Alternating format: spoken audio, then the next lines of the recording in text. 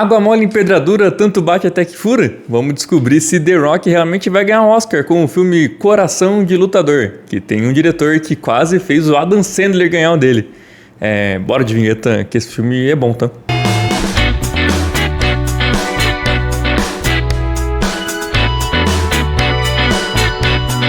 Ben Safdie, o diretor de Coração de Lutador, quase nos premiou com Adam Sandler ganhando o Oscar.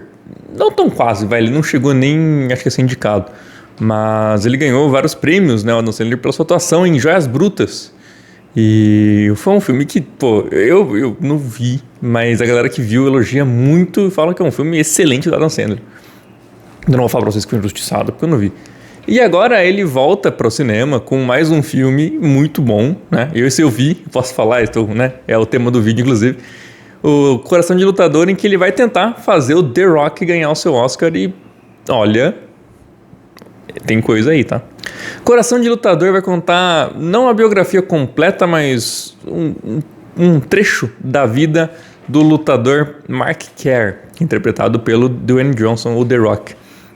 A gente vai ver um momento em que ele chega a lutar no UFC, mas o UFC não tão glamuroso quanto hoje, né? O filme até fala isso no final, que hoje os lutadores são reconhecidos na rua, mas o Mark Kerr não tem esse reconhecimento, né?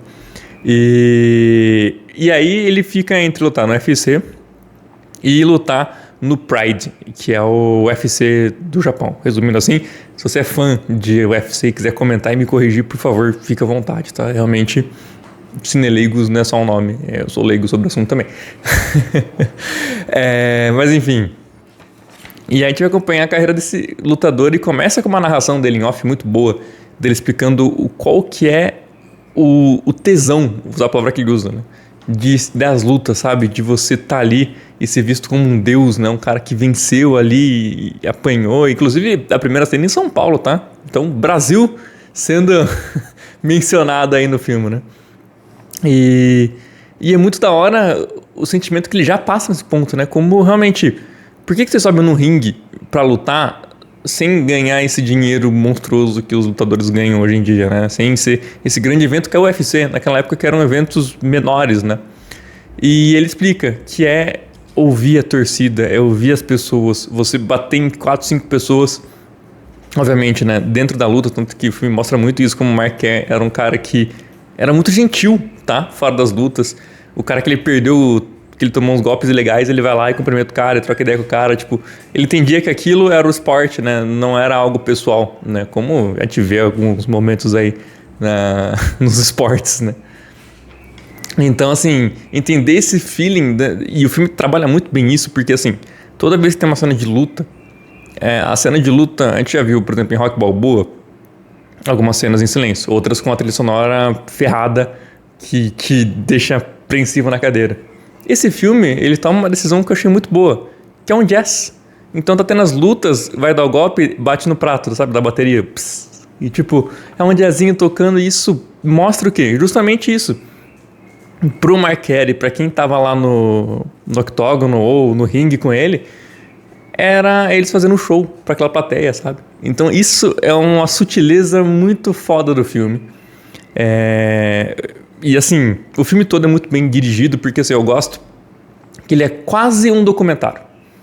Porque é aquela câmera que participa, que tem movimento, que a gente viu muito em The Office, por exemplo, né? Aquela câmera que participa muito do filme. Ela é quase um personagem ali, embora no The Office ela seja realmente personagem, é que ela não é, né? Mas esse estilo de filmagem é muito, muito bom.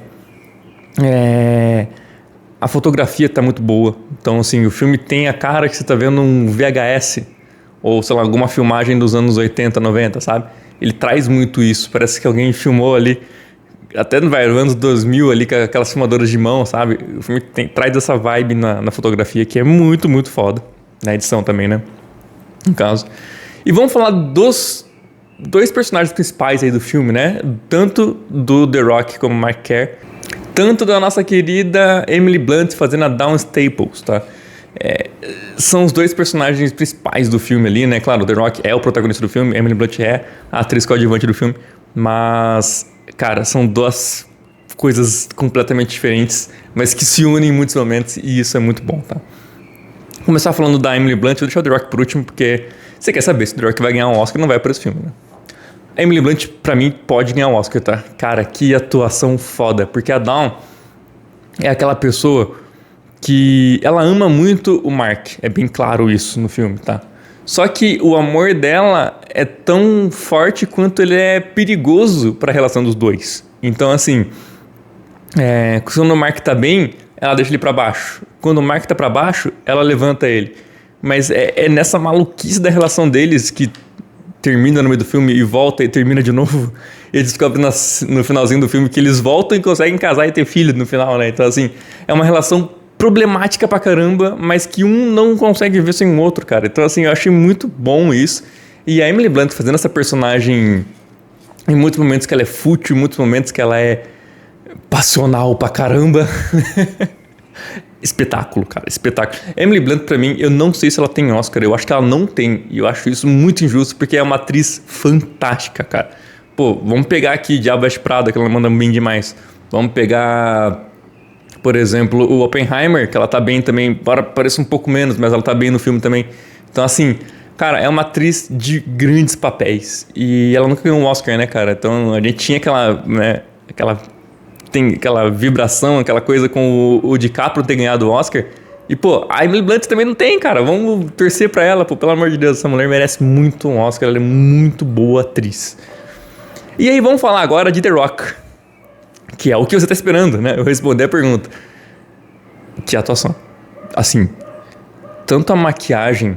Eu acho que deve ter algum efeito digital também no rosto dele, tá? Mas, enfim, ele tá irreconhecível, assim, sabe? No final do filme que ele raspa o cabelo, aí você lembra um pouco mais que o The Rock, mas no meio do filme você não lembra tanto. E é um personagem tão durão e tão doce que é fantástico isso, porque a gente vê aqueles monstros do UFC, monstros no bom sentido, tá, gente? Que é com os caras gigantescos dele, que ele acho que é peso pesado, me corrijam de novo nos comentários se não for isso, tá? E ele vai lá e conversa com a criança, fala pra criança não brigar na rua. Ele explica pra velhinha lá no consultório que ela é sobre ele lutar, mas aquilo não é violência, aquilo é esporte. Então, assim, cara, ele é muito da hora. De novo, quando ele perde a luta pro cara e o cara usa golpes ilegais, ele não fica bravo com o cara, ele fica bravo com o juiz. E com o cara, ele tira foto, ele tem todo o momento ele de carinho, né? Então, assim, ele era um cara muito doce, cara. E é muito da hora isso. E o final do filme mostra que o Mark Kerr é realmente isso, né? Assim, que tem do Mark Kerr mesmo, o lutador atuando no final do filme. O The Rock também consegue entregar cenas de drama, cara. Isso é um negócio maluco, porque assim, o Mark Kerr ele é viciado em analgésicos, tá? Isso no filme deixa claro, ele quase morre, inclusive, por causa disso. E, pô, toda a parte dele, tanto usando os analgésicos, né? Que ele é injetável, né? Eu não sei se posso falar que é droga, mas acho que não. Enfim, mas se for médico e quiser me corrigir, me corrige. Mas a gente vê essas cenas, ele entrega bem essas cenas usando os medicamentos. E aí depois, quando ele percebe que ele tá viciado nisso, o The Rock consegue entregar drama, cara. Então, assim, eu entendo muito, porque a carreira do The Rock, querendo ou não, ela sempre foi pro blockbuster. E ele faz muito bem isso, pô. Os filmes que tem ele, ou se não bate bilhão, chega muito próximo disso, né? Ele é um cara muito carismático, é um cara que, pra esse tipo de filme, ele é excelente. Então, assim, ele entregando agora um filme que ele é um pouco mais ator, mostra que sim, cara, tem coisas ali pra tirar do The Rock, além de ser só o grande herói do filme, sabe? E de ação, de explosão. Ele tem coisa pra entregar. E eu tô muito feliz e, pô, claro que provavelmente a gente vai ter o Wagner Moura. E vamos torcer pro Brasil, obviamente. Mas, pô, se o The Rock ganhar o Oscar, eu vou ficar muito feliz, cara. Porque mostra que, por mais que o ator tenha carreira feita em blockbusters, ele pode sim entregar algo pro drama, cara. Ele consegue entregar, ele tem o que mostrar, sabe? São todos que vão fazer isso? Não sei se o John Cena vai entregar umas cenas boas de drama. Embora ele mande bem no Pacificador, mas a maior parte do tempo é comédia. Eu não sei se todos esses atores de blockbuster vão conseguir entregar isso, mas, cara, o The Rock conseguiu. Eu tô muito feliz por ele, cara. Vai ganhar Oscar? Eu não sei. Porque o Oscar a gente sabe que pode acontecer tudo como pode acontecer nada. Mas, pô, eu fiquei muito emocionado com a atuação de The Rock, cara. E eu nunca pensei...